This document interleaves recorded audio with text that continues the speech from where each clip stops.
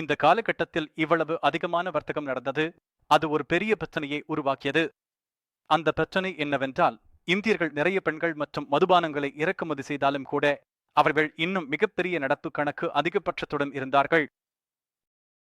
இப்போது ஒரு பழமையான உலகத்தில் நடப்பு கணக்கு அதிகபட்சத்திற்கு நீங்கள் எப்படி பணம் செலுத்துவீர்கள்? அதற்கான கட்டணத்தை நீங்கள் அடிப்படையில் தங்கத்தில் செலுத்துகிறீர்கள் மற்றும் ரோமர்கள் பல மில்லியன் தங்க நாணயங்களை வழங்கினார்கள். அது ஒரு உண்மையான பிரச்சனையாக மாறியது.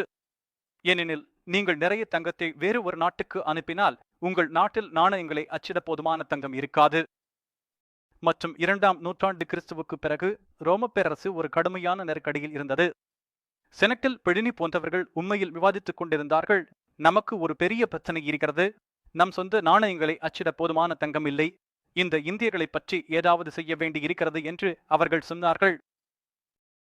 அதனால் பேரரசர் வெஸ்பேசியன் இந்தியாவுடன் வர்த்தகத்தை தடை செய்யும் வகையில் ஒரு விதிமுறையை அறிமுகப்படுத்தப் போகிறார் என்று முடிவு செய்தார். ஆரம்பத்தில் அவர் மிகவும் கடுமையாக முயற்சி செய்தார்.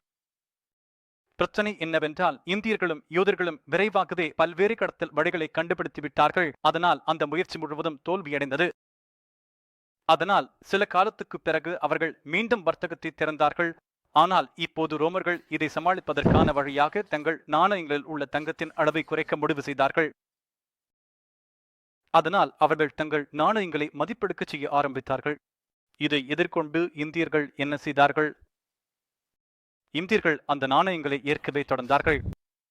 அதனால் நீங்கள் இந்தியாவின் கடற்கரை பகுதிகளில் உள்ள தொல்லியல் தளங்களுக்கு சென்றால் அவர்கள் நிறைய நாணயங்களை கண்டுபிடித்திருக்கிறார்கள். நீங்கள் எந்த காலத்தை பார்க்கிறீர்களோ அதை பொறுத்து அந்த நாணயங்களில் உள்ள தங்கத்தின் அளவு தொடர்ந்து குறைந்து கொண்டே இருக்கிறது. சில சமயங்களில் அது ஏறி இறங்கலாம். ஆனாலும் பெரும்பாலும் அந்த தங்கத்தின் உள்ளடக்கம் குறைந்து கொண்டே இருக்கிறது. இதை பாருங்கள். இது இப்போது உலகம் எப்படி இருக்கிறதோ அதே மாதிரிதான். சீனர்கள் தொடர்ந்து அதிக வருமானம் சம்பாதிக்கிறார்கள். அமெரிக்கர்கள் தொடர்ந்து நஷ்டத்தில் இருக்கிறார்கள். அமெரிக்கர்கள் அதை எப்படி செலுத்துகிறார்கள்?